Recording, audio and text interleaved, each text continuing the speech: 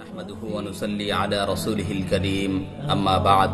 এই কাহিনী এমন একজন মানুষের যিনি মহাসত্যের সন্ধানে প্রকৃত দিন ও সর্বশেষ নবীর খোঁজে অবিরাম ছুটে বেরিয়েছেন এক স্থান থেকে অন্য স্থানে, যিনি মাসের পর মাস, বছরের পর বছর ভীষণ বেকুলতা নিয়ে খুঁজে বেরিয়েছেন মহান প্রভুর সন্তুষ্টি লাভের সহজ সরল পথ।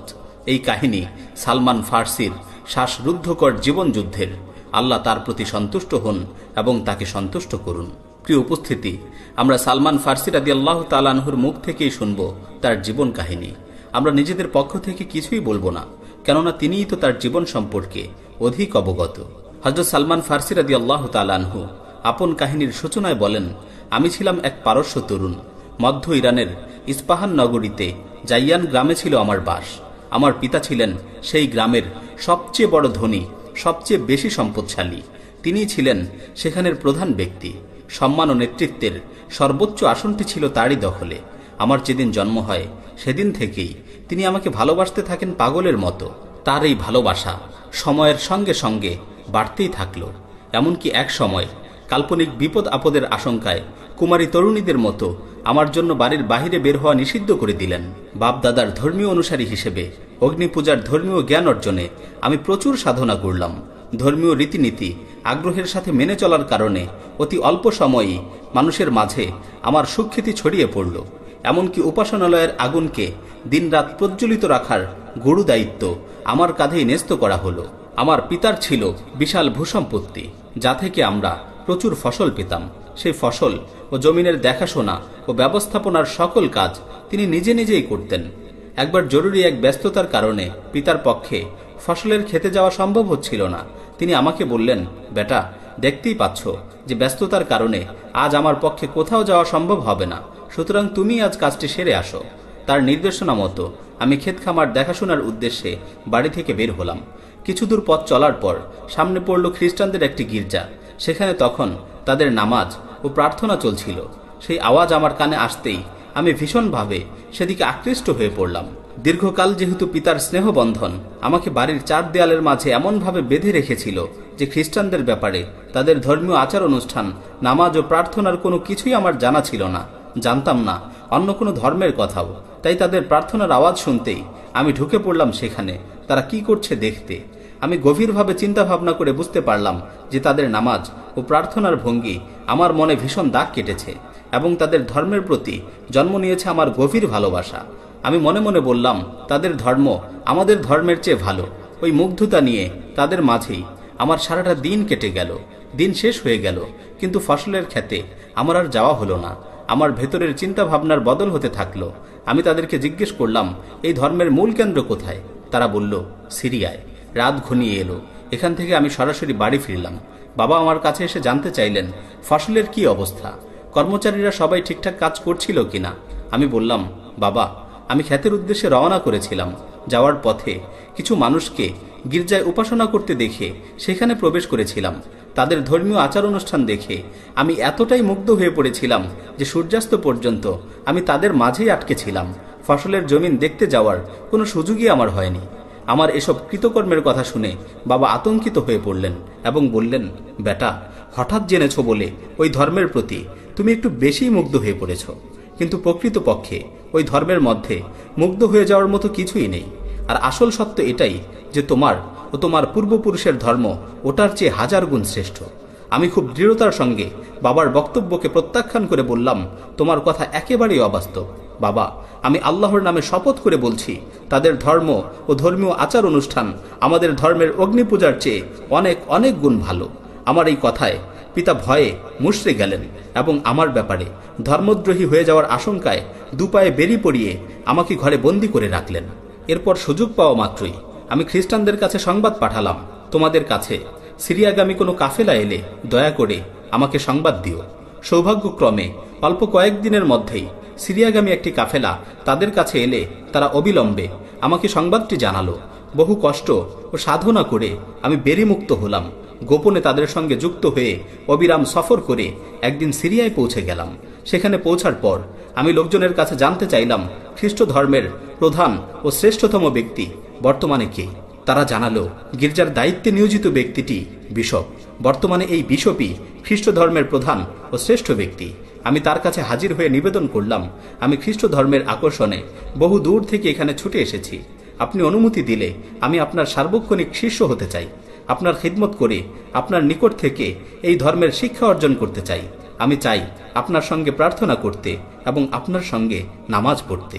আমাকে তিনি সাদরে গ্রহণ করলেন। আমি তার সার্বক্ষণিক সেবক হয়ে গেলাম।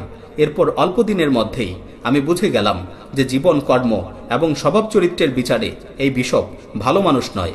কারণ লোকটি নিজের অনুসারীদেরকে দান খয়রাতের জন্য উদ্বুদ্ধ করেন, তাদেরকে শোনান সাওয়াবের সুসংবাদ, কিন্তু ভক্ত অনুরাগীরা যখন তার হাতে নিজেদের দান খয়রাতের অর্থ সম্পদ তুলে দেন গরিবদের মাঝে বিলিয়ে দেওয়ার জন্য, তিনি সেগুলো গরিব দুঃখীদের না দিয়ে নিজের জন্য সঞ্চয় করে রাখেন। এভাবে মানুষের দান খয়রাতের সোনা রূপা দিয়ে তিনি বড় বড় 7টি কলস পূর্ণ করে ফেলেছেন। তার এ সকল অপকীর্তি দেখে আমার অন্তরের সকল শ্রদ্ধা, ক্রোধ ও ঘৃণায় পরিণত হলো। যখন তার ইন্তেকাল হলো এবং তার দাফন কাফনের উদ্দেশ্যে খ্রিস্ট ধর্মীয় বহু গুরুত্বপূর্ণ ব্যক্তি সমবেত হলেন, আমি তাদেরকে বললাম, আপনাদের এই পাদ্রী ছিলেন পুরো দস্তুর একজন ভণ্ড ও প্রতারক। তিনি আপনাদেরকে দান খয়রাতের জন্য উদ্বুদ্ধ করতেন, কিন্তু আপনাদের দানের অর্থ করি সম্পূর্ণটাই তিনি আত্মসাৎ করে নিজের জন্য রেখে দিতেন। একটি পয়সাও গরিব দুঃখীদের দিতেন না। তারা আমাকে জিজ্ঞাসা করলেন, তুমি এসব কিভাবে জানলে? তাদের সন্দেহ দূর করার জন্য আমি বললাম, আপনারা চাইলে আমি তার সঞ্চিত ধনভাণ্ডার আপনাদের দেখাতে পারি। তারা বললেন, ঠিক আছে, সেটাই করো। একথা শুনে আমি তার সঞ্চিত ধনভাণ্ডার সকলকে দেখিয়ে দিলাম। তারা সেখান থেকে বড় বড় সেই 7টি কলস বের করে আনলেন, যা ছিল সোনা রূপায় ভর্তি। এসব দেখে তারা ওই পাদ্রীর ব্যাপারে নিশ্চিত হওয়ার পর আল্লাহর নামে শপথ নিয়ে বললেন, আমরা তাকে দাফন করব না। এরপর তার মৃতদেহ শুলে চড়িয়ে পাথর ছুঁড়ে মারতে থাকলেন। এর অল্পদিন পরেই তারা নতুন একজন পাদ্রীকে তার স্থানে নিয়োগ করলেন। আমি তার সেবায় আত্মনিয়োগ করলাম। আমি দেখলাম এই নতুন পাদ্রী দিন রাত ইবাদতে মগ্ন থাকেন। দুনিয়ার কোনো ব্যাপারে তার কোনো লোভ নেই, মোহ নেই। আখিরাতের ব্যাপারে তিনি অতি আগ্রহী। এত ভালো ও খাঁটি ধর্মপ্রাণ মানুষ আমি সারা জীবনে আর একটিও দেখিনি। ফলে আমি মন প্রাণ উজাড় করে তাকে সীমাহীন ভালোবেসে তার সেবা করতে থাকলাম। একটি উল্লেখযোগ্য পরিমাণ সময় তার সহচর্যে থাকার সৌভাগ্য আমার হলো। যখন তার মৃত্যুর সময় ঘনিয়ে এলো, আমি তার কাছে নিবেদন করলাম, জনাব, আপনার ইন্তেকালের পর আমি কার কাছে যাব, কার সহচর্য অবলম্বন করব? এ ব্যাপারে আমি আপনার উপদেশ ও পরামর্শ চাই। তিনি বললেন, বেটা, খ্রিস্ট ধর্মের যে মৌলিক আদর্শের উপর আমি প্রতিষ্ঠিত ছিলাম, মাউসেলের এক ব্যক্তি ছাড়া আর কেউ সেরকম আছে বলে আমার জানা নেই। তিনিও আমার মতো ধর্মের কোনো বিকৃতি ঘটাননি। সুতরাং তুমি তার কাছে চলে যাও। এই পাদ্রীর ইন্তেকাল হয়ে গেলে আমি তার নির্দেশনা মতে মাউসেলের লোকটির নিকট চলে গেলাম। তাকে আমার বিষয়ে সকল তথ্য জানিয়ে বললাম, মৃত্যুর পূর্বক্ষণে একজন পাদ্রী আমাকে উপদেশ দিয়ে গেছেন আপনার সহচর্য অবলম্বন করতে। তিনি আমাকে বলেছেন, তার মতো আপনিও প্রকৃত খ্রিস্ট ধর্ম আঁকড়ে ধরে আছেন। সব কথা শুনে তিনি আমাকে নিজের সহচর্যে কবুল করলেন। ধীরে ধীরে আমি বুঝতে পারলাম যে তিনি অতি উত্তম একজন ধর্মপ্রাণ মানুষ। তার মৃত্যুর সময় ঘনিয়ে এলে আমি তার কাছে আবেদন করলাম, হে মহান ব্যক্তি, আপনার সামনে আল্লাহ তাআলার অনিবার্য হুকুম মৃত্যু এসে গেছে, যা আপনি বুঝতে পারছেন। আমার সম্পর্কে তো আপনার সবই জানা। এখন আমি কার কাছে যাব সে বিষয়ে আপনার সুপরামর্শ ও নির্দেশনা চাই। স্নেহশীল পিতার মতো তিনি আমাকে বললেন, হে পুত্র, নাসিবাইনের এক ব্যক্তি ছাড়া আর কেউ আমাদের মতো সঠিক দিনের উপর প্রতিষ্ঠিত আছে বলে আমার জানা নেই। সুতরাং তুমি সেখানে চলে যাও এবং তার কাছে থাকো। তার কাফন দাফনের পর আমি নাসিবাইনের সেই বুজুর্গ মানুষটির নিকট হাজির হয়ে গেলাম। তাকে নিজের পূর্ববর্তী সকল অবস্থা, বিশেষভাবে পাদ্রীর নির্দেশনা সম্পর্কে সব কথা জানালাম। সব শুনে তিনি আমাকে নিজের কাছে থাকার অনুমতি দিলেন। আমি তার সান্নিধ্যে থেকে গেলাম। অল্প কয়েকদিনের মধ্যেই বুঝতে পারলাম যে পূর্বের দুজনের মতো এই বুজুর্গ খুবই সৎ ও ধর্মপ্রাণ মানুষ। তবে তার কাছ থেকে আমি খুব বেশি উপকৃত হতে পারলাম না।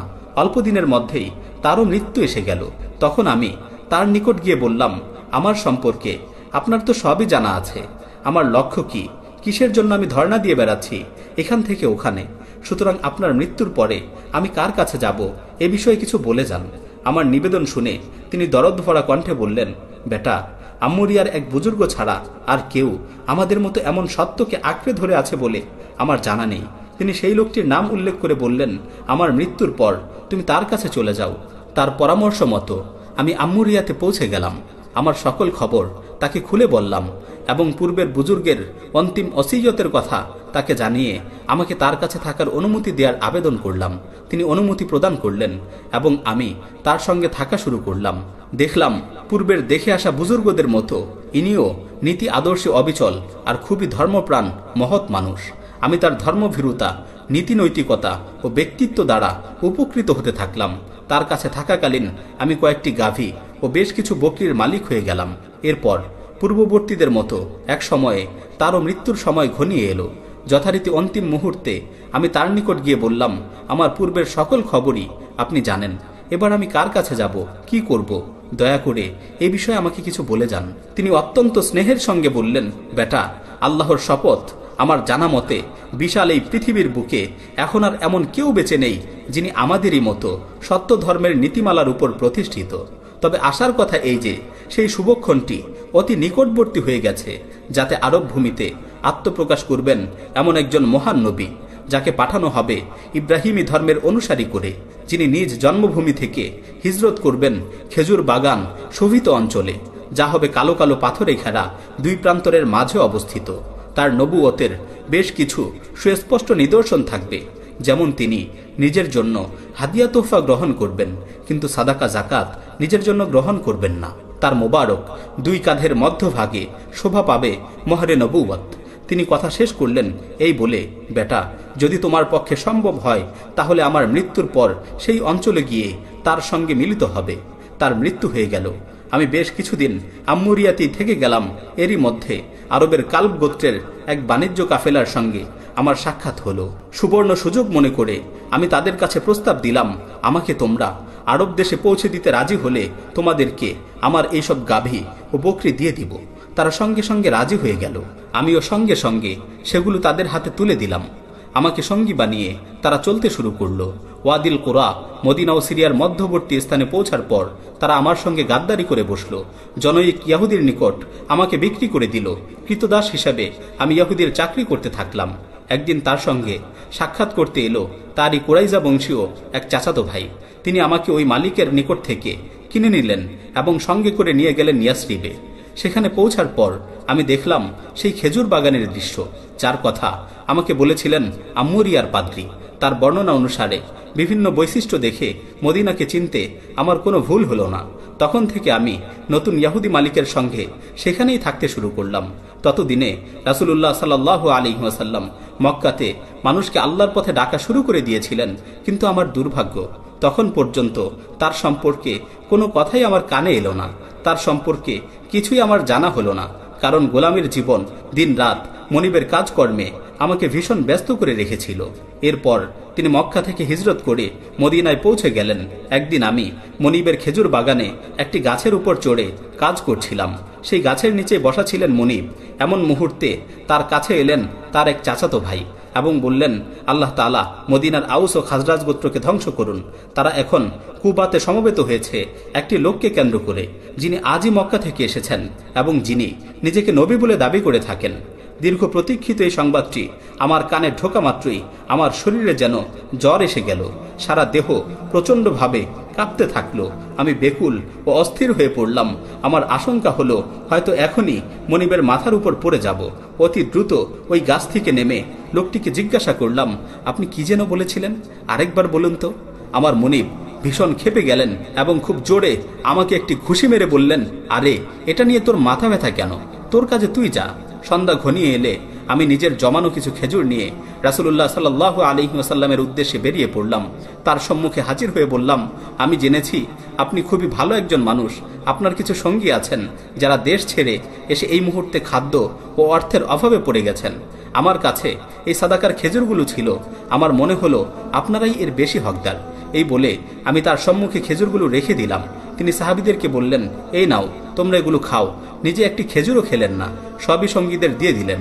এটা দেখে আমি মনে মনে বললাম, যাক, একটি আলামত পেয়ে গেলাম।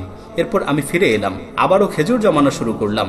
রাসূলুল্লাহ সাল্লাল্লাহু আলাইহি ওয়াসাল্লাম যখন কুবা থেকে মদিনায় এসে গেলেন, আমি তার খেদমতে হাজির হয়ে বললাম, প্রথমবার বুঝতে পেরেছি আপনি সাদাকার খাদ্য খাবার নিজে গ্রহণ করেন না। এজন্য আপনার প্রতি ভক্তি ও ভালোবাসার নিদর্শন স্বরূপ হাদিয়া হিসাবে এই খেজুরগুলো এনেছি। এবার তিনি নিজেও খেলেন এবং সঙ্গীদেরকেও নিজের সঙ্গে খেতে বললেন। আমি মনে মনে বললাম, দ্বিতীয় আলামতটাও মিলে গেল। এরপর আমি রাসূলুল্লাহ সাল্লাল্লাহু আলাইহি ওয়াসাল্লামের সঙ্গে সাক্ষাৎ করলাম মদিনার বিখ্যাত কবরস্থান বাকিউল গারকাদে। সেখানে তিনি একজন সাহাবীর দাফন কাজে অংশগ্রহণ করছিলেন। আমি দেখলাম তিনি বসে আছেন। তার শরীরে ছিল মোটা 2টি চাদর। আমি প্রথমে তাকে সালাম দিলাম, তারপর তার মোবারক পিঠের দিকে তাকিয়ে পিছনে এসে দাঁড়ালাম, যেন আম্মুরিয়ার পাদ্রী বর্ণিত সেই মোহরে নবুওয়াত দেখতে পাই। রাসূলুল্লাহ সাল্লাল্লাহু আলাইহি ওয়াসাল্লাম যখন আমাকে বারবার তার পিঠ মোবারকের দিকে তাকিয়ে থাকতে দেখলেন, তিনি আমার মতলব বুঝে গেলেন। তাই তিনি পিঠ মোবারক থেকে চাদর ফেলে দিলেন। এবার তাকাতেই আমি নবুয়তের মোহরটি দেখতে পেলাম। সকল নিদর্শন মিলে যাওয়ার ফলে সব সংশয় দূর হয়ে গেল।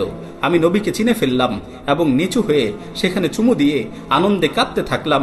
রাসূলুল্লাহ সাল্লাল্লাহু আলাইহি ওয়াসাল্লাম আমার অবস্থা দেখে বিস্ময়ের সঙ্গে জিজ্ঞাসা করলেন, তোমার ব্যাপার কি বলতো? আমার পুরো কাহিনী তাকে শোনালাম। সত্যের জন্য আমার দীর্ঘ সংগ্রামের কাহিনী শুনে তিনি মুগ্ধ হলেন। তার আগ্রহের কারণে তার সাহাবীদেরকেও নিজ মুখে আবারও আমার কাহিনী শোনাতে হলো। তারাও শুনে ভীষণ আনন্দিত হলেন। সালাম ও অভিবাদন সালমান ফার্সির প্রতি, যেদিন তিনি সর্বত্র সত্য সন্ধানের অবিরাম সাধনা ও সংগ্রামের দৃঢ় সংকল্প করেছিলেন।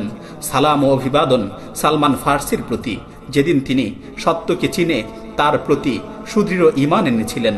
সালাম ও অভিবাদন তার প্রতি, যেদিন তার ইন্তেকাল হয়েছে এবং পরকালে যেদিন তিনি পুনরুত্থিত হবেন।